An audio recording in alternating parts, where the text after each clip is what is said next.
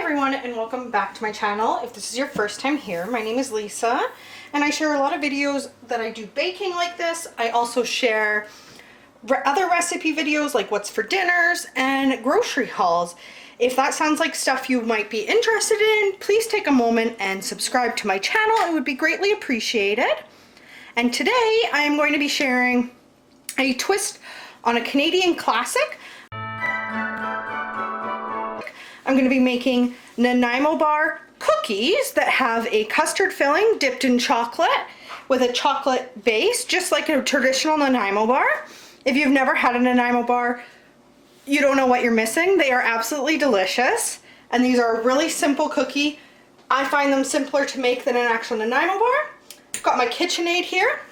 I've got my ingredients laid out that I will show you quickly.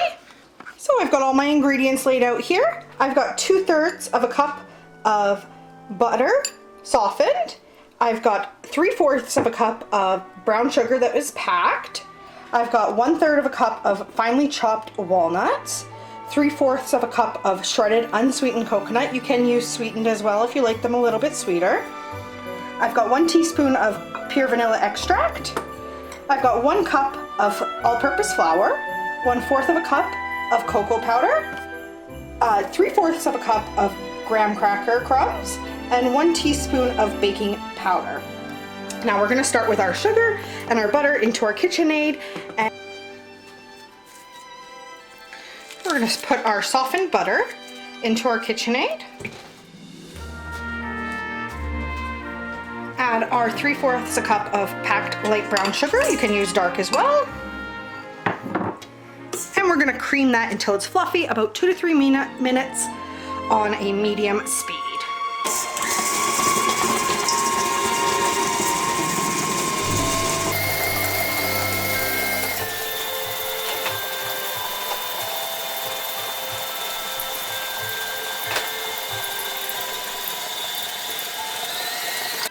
So now this is mixed for about 2 minutes. I am just going to scrape down the sides to make sure that everything is nicely incorporated. We're going to do this many times in the process. And we're going to add our 1 teaspoon of vanilla. We're also going to add one of the ingredients I forgot to show you, which is just 1 egg slightly beaten.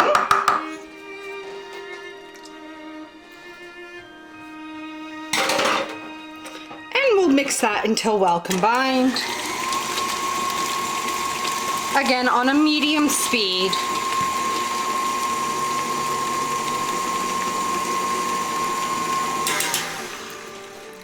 Once again, I'm going to scrape down the sides of the bowl and this mixer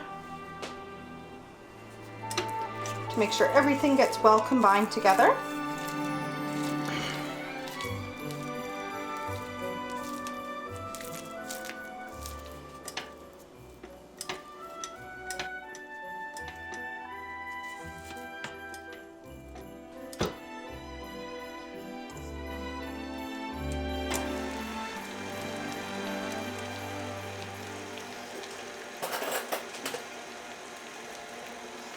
And at this point, all I'm going to do is take my dry ingredients here and just mix them all together, just to make sure that we get everything nicely combined.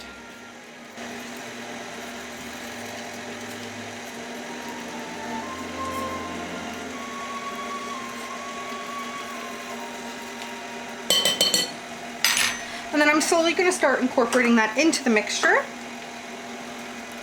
With about 1/2 cup at a time. This is a 1 cup measure.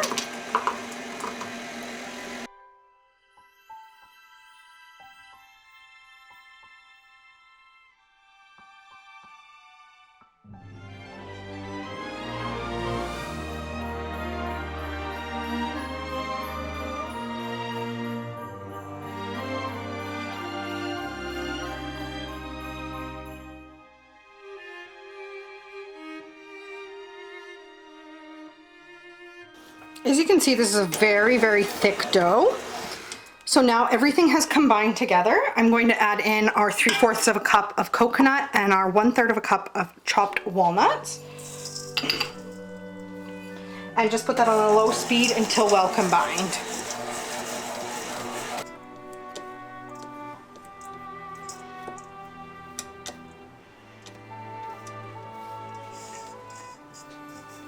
I'm actually going to pop the bowl off of my KitchenAid at this point and just use my spatula to mix the rest of that ingredient in.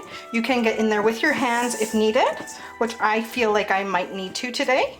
It's also going to depend on the humidity in the air. Where I live in the winter, it's very dry.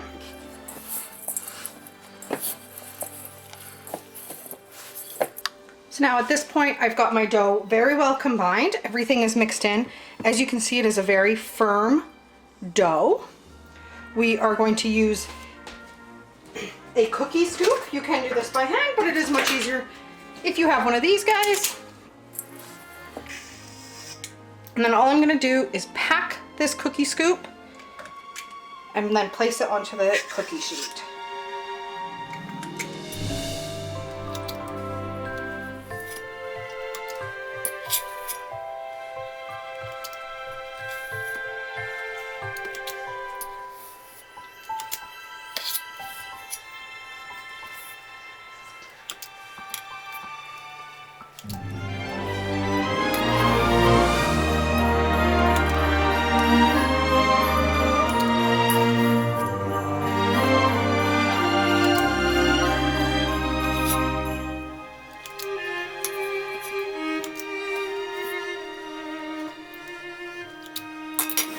We have our cookies all scooped out. I do have more batter than this. I'm just going to show you this one tray. I'm going to pick up each one, just kind of roll them into a ball a little bit, and then smush it down, use my thumb, and make an indent in the middle. You can also use a wooden spoon if that is easier for you. You would just take the end of the spoon and just push down a few times.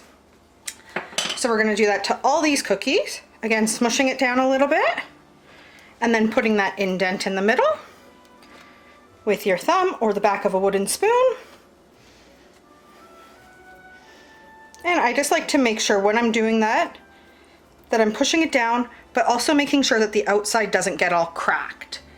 So I'm pushing it down with my thumb, and see how the dough is starting to separate. I just take my other thumb and kind of smooth that out and continue on. These are then going to go into a preheated 350 degree oven for around 14 minutes. And then when they come out, we are going to re-indent them because they will lose a little bit of that dent from baking. But by doing it beforehand, it's much easier to redo when they're baked. So now my cookies are all rolled out. I ended up with 32. My oven is preheated to 350 degrees. We're going to pop those in for the 14 minutes, and we'll see you when they come out.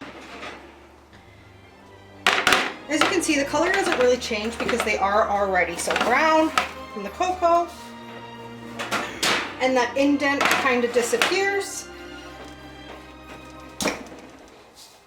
So all I'm going to do at this point is take my wooden spoon and just push down the indents we've already made. And then I'm going to let these completely cool on the stove here. You can move them to a cooling rack. My cooling rack has other stuff on it today, so I'm just going to let them cool right here on the baking sheet. It works perfectly fine for these cookies. Just takes a little bit longer. And then I will bring you back and we will make the custard filling and the chocolate drizzle that's going to go on them. Okay, now we are going to make our icing custard layer for our cookies. So in this bowl here, I've got 1/3 of a cup of softened butter. Now it does call for unsalted butter. I didn't have any today. I'm just using salted. I'm going to omit the salt that the recipe calls for. Now I'm just going to take a spatula. Oh, my butter's still a little bit firm. That's okay. Just keep mixing that until it's soft enough. And then to this, we are going to add 2 tablespoons of Bird's custard powder. Now I don't know if you could use a different brand or a different type. I'm sure you could, as long as it's a yellow custard original flavor mix. This is made by Kraft. It's kind of easy to find everywhere in Canada. I don't know about elsewhere, but it's definitely what makes a Nanaimo bar. We're going to mix that in, and it is just a white powder to start with.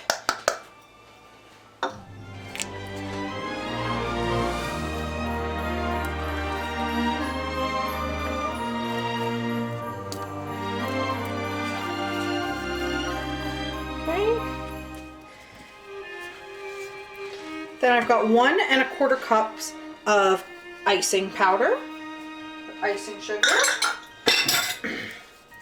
And we're just going to mix that up a bit.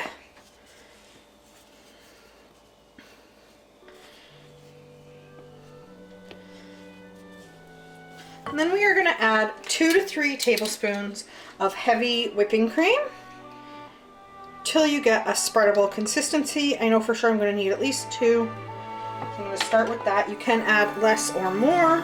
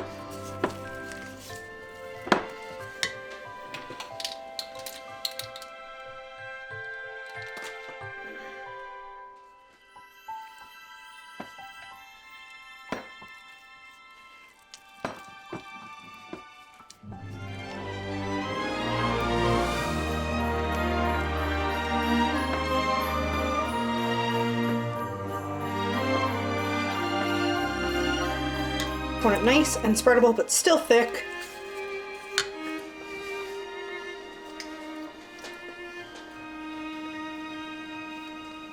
So now I have taken my icing that I made, or filling, custard filling. I've put it into a gallon Ziploc bag with a large plain piping tip. You don't need the tip, you can just cut the end off of your bag. I just like the shape that the tip gives me more. And all you're going to do is take your cookie, your piping bag, or whatever you're using, and then I just push, and then you want to let go, and hopefully it'll stick to your cookie. Mine does not want to. And that's it. And you're just going to do that to all your cookies.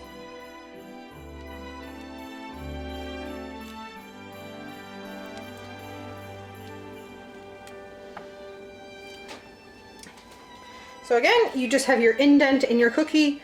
You're going to take your piping bag.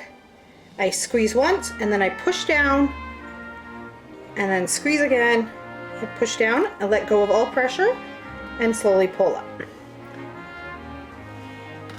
I'm going to continue doing these, and then we will move on to the next step.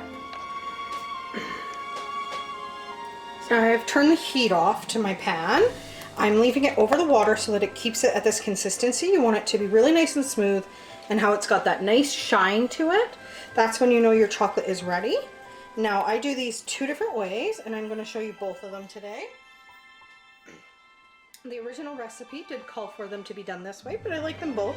You just take your cookie, and then you're going to dip it into the chocolate, covering about half. I'm just wiping off any of the excess chocolate, and then I just put it on a cooling rack to set. Again, wiping off the excess on the side.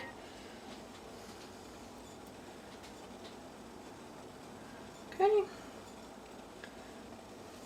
I will show you the other way that I do this as well. All I do is grab a small Ziploc bag. Take some of this chocolate. Now be careful because it is hot still. Put some into your baggie.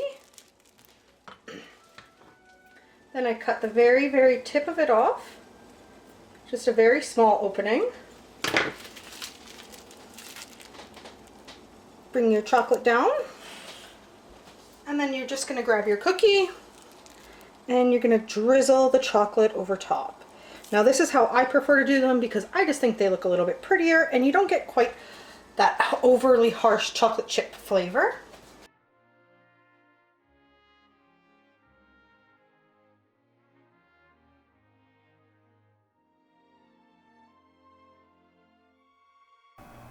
So that is it. I just keep drizzling the chocolate on. The chocolate actually was a little bit too hot for my baggie, that it put a little hole in it, which is why some of them are a little bit messier than others, but they still tasted absolutely delicious.